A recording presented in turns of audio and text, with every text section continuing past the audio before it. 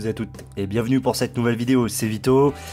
Comme vous le savez, une mise à jour pour le OnePlus 5 vient de sortir et donc forcément, je suis dessus. Bon, ça ne sera pas un retour sur cette mise à jour, mais plus une présentation du changelog, voir un petit peu les modifications vraiment apparentes et on va voir que même si le chiffre de la version d'OxygenOS n'augmente pas des masses, il y a quand même 2-3 options plutôt sympas. Alors déjà, on est bien sur OxygenOS 4.5.7. Première nouveauté, patch de correctif de juillet 2017. Alors on est le 1er août, ça aurait été pas mal qu'ils mettent la mise à jour du 1er août, et puis on aurait bien aimé aussi passer sur Android 7.1.2, mais alors là je vais chercher un petit peu la petite bête. On va tout de suite passer du côté du changelog, on va se rendre compte que c'était quand même une grosse mise à jour avec 310 mégaoctets.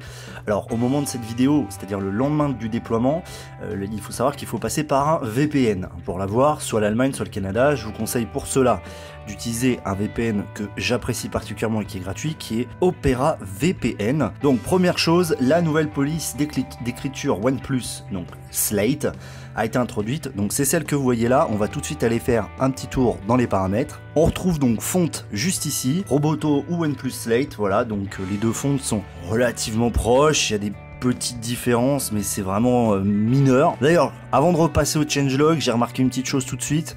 Maintenant, on a lanceur par défaut qui apparaît. Alors moi, j'ai deux launchers, le OnePlus et le lanceur 3 que je vous présenterai très bientôt, qui est le Launcher. Et bien sûr, il y a l'électronique stabilisation pour la 4K.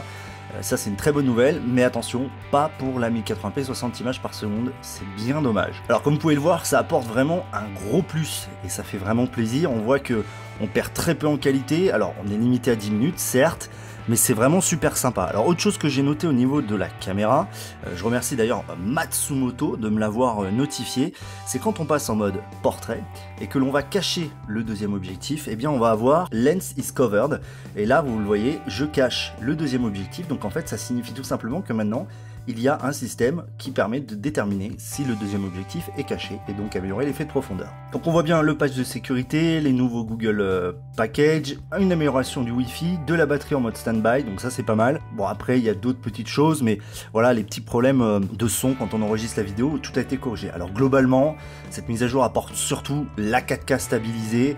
C'est vraiment une des grosses choses que l'on attendait. OnePlus a répondu présent même en début de ce mois d'août. Ça fait vraiment très plaisir. C'est pas encore une mise à jour majeure, hein, le changelog le détermine, et pourtant il y a quand même cette mise à jour mineure, donc ça laisse peut-être penser que OnePlus nous prépare une grosse surprise pour la 4.6, on l'espère, hein, moi c'est ce que j'espère. Dites-moi si vous avez mis cette mise à jour, ce que vous en pensez. Après, on en reparlera peut-être après quelques jours d'utilisation. N'oubliez pas le pouce en l'air, le partage. Je vous rappelle que si vous voulez acheter le OnePlus 5, vous pouvez utiliser le lien dans la description.